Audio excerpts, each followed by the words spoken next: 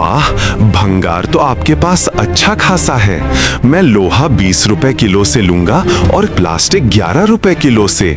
आपको अच्छी कीमत मिल रही है। रमेश सारे भंगार को अपनी टेम्पो में डालने लगा। पायल बार बार रमेश को घूरे जा रही थी। पायल ने रमेश से कहा, क्या तुम्हारी पत्नी बच्चे नहीं हैं? तुम्हारी शादी नहीं हुई क्या अभी तक? तभी रमेश बोला, नहीं, मैं अकेला हूँ। मेरी शादी नहीं हुई है और अभी मेरे पत्नी बच्चे कहाँ से आएंगे? मैं तो एक कबाड़ वाला हूँ। फिर पायल कहती है, अगर तुम्हारी पत्नी होती तो कितना अच्छा रहता, तुम्हारा ख्याल रखती। अब तुम्हारी उम्र भी काफी होती जा रही है, धीरे धीरे तुम बूढ़े हो जाओगे, फिर कौन तुमसे शादी करेगा? प्लीज आप 5-6 दिनों बाद फिर आना, क्योंकि तब तक और भी काफी भंगार कबाड़ा जमा होगा।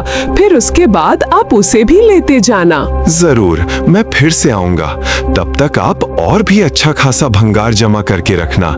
मैं आपको अच्छी कीमत ही दूंगा। यह कहकर रमेश अपने घर की ओर निकल जाता है और रोजमर्रा के कामों के लिए गलियों में घूमने लगता है। ठीक 5-6 दिनों बाद रमेश अपनी भंगार से भरी हुई ट्रक के साथ फिर से पायल के घर के सामने आकर रुका। उसने जोर से आवाज दी, मेम साहब, ओ मेम साहब, मैं रमेश भंगार वाला, मैं आ गया, बाहर आइए। रमेश की आवाज सुनते ही पायल फौरन सीढ़ियों से नीचे उसकी तरफ जाने लगी।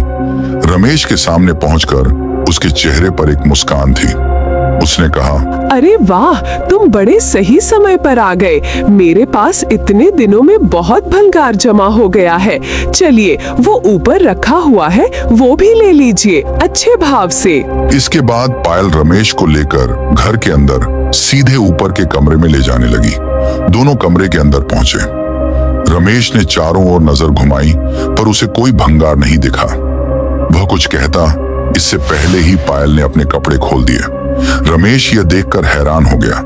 पायल ने रमेश से उत्तेजित होकर कहा, अरे इधर उधर क्या देख रहे हो? सामने देखो, तुम्हारे सामने भंगार पड़ा रखा है। रमेश, जो अब भी थोड़ा हैरान था, बोला, आप ये कैसी बातें कर रही हैं? आप कबाड़ थोड़ी हो, आप तो बेहद खूबसूरत हो, नौजवान हो, और आप ये सब क्या कर रही हो? फिर पायल ने गहरे दुख और अकेलेपन के भाव से कहा, मैं खूबसूरत लग रही हूँ, लेकिन मेरा पति मुझे कबाड़ समझता है। वो कभी मेरी तरफ ध्यान ही नहीं देता। वो कभी ये जानने की कोशिश ही नहीं करता कि मेरी भी जरूरतें हैं। मैं यहाँ पर पड़ी पड़ी कबाड़ बन चुकी हूँ। अब मेरी जिंदगी बहुत दुखों से गुजर रही है, और तुम एक कबाड़ वाले हो, तो तुम मुझे खरीद सकते हो। इस बातचीत के बाद पायल बिस्तर पर चढ़ गई और उसे मीठी आवाज में ऊपर बुलाने लगी। रमेश भी अब खुद को रोक नहीं पाया और वह उसके बदन पर कूद मारता है। घर जोर जोर से हिलने लगा और जल्द ही उन दोनों के बीच अवैध संबंध स्थापित हो गए। यह सब कुछ होने के बाद रमेश अपने घर जाने के लिए पायल को बाय बाय करता है। तभी पायल ने रमेश से कहा, मेरे पति से कभी इतनी खुशी नहीं मिली जो तुमने दी है आज, और हाँ, 8-10 दिन बाद फिर आना। ये कहकर पायल रमेश को बाय बाय करती है। रमेश अपनी भंगार से भरी हुई ट्रक को लेकर अपने घर की ओर निकल जाता है। पायल बहुत खुश थी, क्योंकि उसके पास पैसा, रुतबा, घर, गाड़ी, बंगला सब कुछ था। जिस बात की उसे कमी थी, वह भी अब पूरी होने लगी थी। अब पायल जाने अनजाने में रमेश से बेहद प्यार करने लगी थी। इधर रमेश भी पायल का आदी हो चुका था। फिर से रमेश आया। अब तो पायल और रमेश के बीच में आए दिन ये गलत रिश्ते बनने लगे थे। उधर राई स्टार मंत्री का चुनाव जीत भी जाता है और लोगों की सेवा करने लगता है, और इधर दोनों मौज मस्ती करने लगते हैं। पति राई स्टार, वह तो अपने सरकारी कामकाज में बहुत व्यस्त रहता था। अब पायल को उसकी जरूरत नहीं थी। जब तकरीबन 1.5 से 2 साल ऐसे ही गुजर जाते हैं, तो जो आस पड़ोस के लोग थे वह देखते हैं कि यह कबाड़ वाला अक्सर मंत्री के घर पर क्यों आता है, और आकर के इसके घर के अंदर चला जाता है। 2-3 घंटे हो जाते हैं। घर से बाहर गली में आस पड़ोस के लोग जमा हो गए थे। तभी रमेश घर से बाहर निकला। एक आदमी तुरंत रमेश के पास आकर कहता है, अरे रमेश, तू मुझे एक बात बता कि तू राइस्टार मंत्री के घर में क्या कर रहा था? मंत्री की पत्नी पायल और तुम्हारी हंसी की आवाज आ रही थी। इसके बाद रमेश ने बात को छुपाने के लिए तुरंत कहा, अरे मैं उनके घर में झाड़ू पोंछा करता हूँ, सफाई करने आया था, बाकी कुछ नहीं। चलता हूँ। यह कहकर रमेश तेजी से वहां से चला गया, पर लोगों को इस बात पर बिल्कुल भरोसा नहीं था। सब समझ रहे थे कि मंत्री की पत्नी और भंगार वाले के बीच कुछ तो हुआ है। तकरीबन 15 से 20 दिन बाद जब राइस्टार अपने घर पर आता है, तो जो लोग थे उनमें से एक आदमी बोलता है, रुक जाओ राइस्टार भाई। वे राइस्टार को अपने पास बुलाते हैं और कहते हैं कि भाई, बुरा ना मानो तो मैं एक बात कहना चाहता हूँ। जरूर तुम्हारी पत्नी गलत संगतों में पड़ चुकी है। एक कबाड़ वाला व्यक्ति जिसका नाम रमेश है, वो अक्सर तुम्हारे घर पर आता है और घंटों ठहर कर। फिर राइस्टार बोलता है, आखिरकार पूरी बात क्या है? मुझे तो ऐसे कुछ भी पता नहीं कि कोई कबाड़ वाला मेरे घर घंटों ठहर करके जाता है। मैं इसकी खबर लेकर ही रहूंगा। फिर राइस्टार दूसरे के घर में छुपकर ठहर कर इधर उधर देखने लगता है। दिन बीत गए, रात बीत गई, 7-8 दिन हो गए। राइस्टार उसका इंतजार कर रहा था वहीं ठहर कर। तभी उसने देखा रमेश ट्रक को लेकर राइस्टार के घर के सामने आकर रुका और सीधा अंदर चला गया। ये सब राइस्टार अपनी आंखों से देख रहा था। तभी उसे विश्वास हुआ। फिर वह दौड़ता हुआ, भागता हुआ अपने घर के अंदर जाने लगा। राइस्टार सीढ़ियों से ऊपर के कमरे में जाने लग जाता है।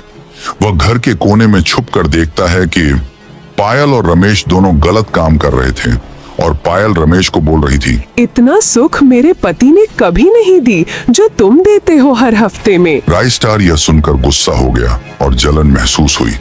उसने एक लकड़ी उठाई। उसने अपनी पत्नी पायल को रमेश के साथ आपत्तिजनक स्थिति में पकड़ा। रमेश डरता हुआ पीछे मुड़ा। पायल डर गई। राइस्टार चिल्लाकर बोला, तुझे मैं आज खत्म कर दूंगा। तभी पायल रमेश के सामने खड़ी हो जाती है और कहती है कि पहले मुझे मारना होगा, तभी तुम इसे मार पाओगे। राइस्टार कहता है कि तू हट जा और तूने मेरी इज्जत को मिट्टी में मिला दिया है। अरे तुझे किस बात की कमी थी जो मैंने तुझे नहीं पूरी की, और आज तूने मेरी इज्जत को तार तार कर दिया। पायल कहती है कि कौन से सुख? तुमने कभी मेरी जरूरतों का ख्याल रखा? अरे घर और पैसा होने से सभी सुख नहीं मिल जाते। औरत की कुछ अपनी जरूरतें होती हैं जिनकी तरफ तुमने कभी ध्यान ही नहीं दिया। मैं क्या करती? सालों से मैं मुर्दा बनकर जी रही थी।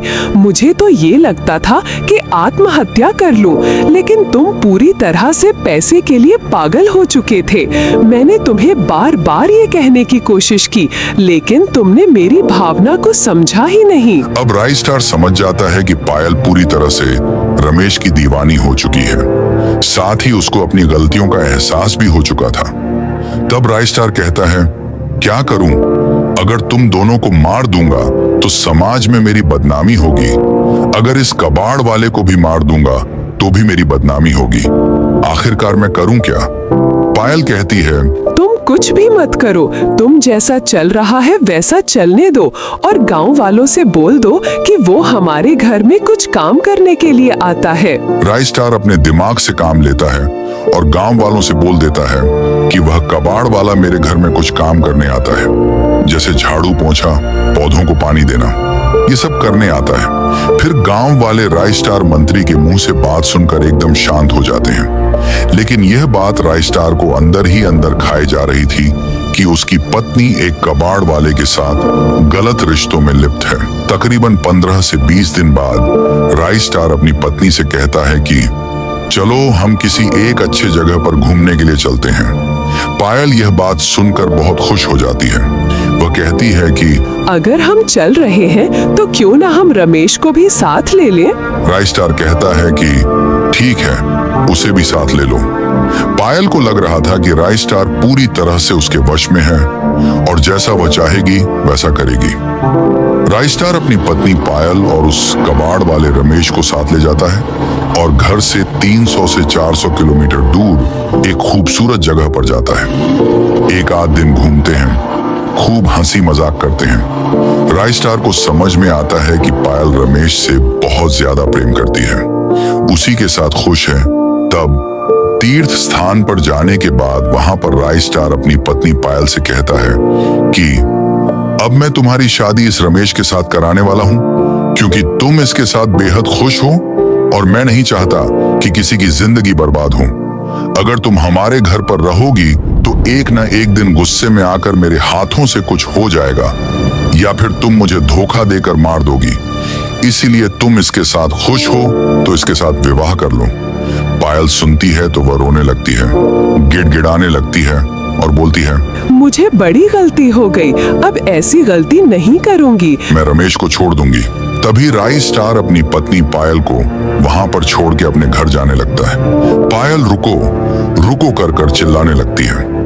उधर पायल न चाहते हुए भी उस कबाड़ वाले रमेश के साथ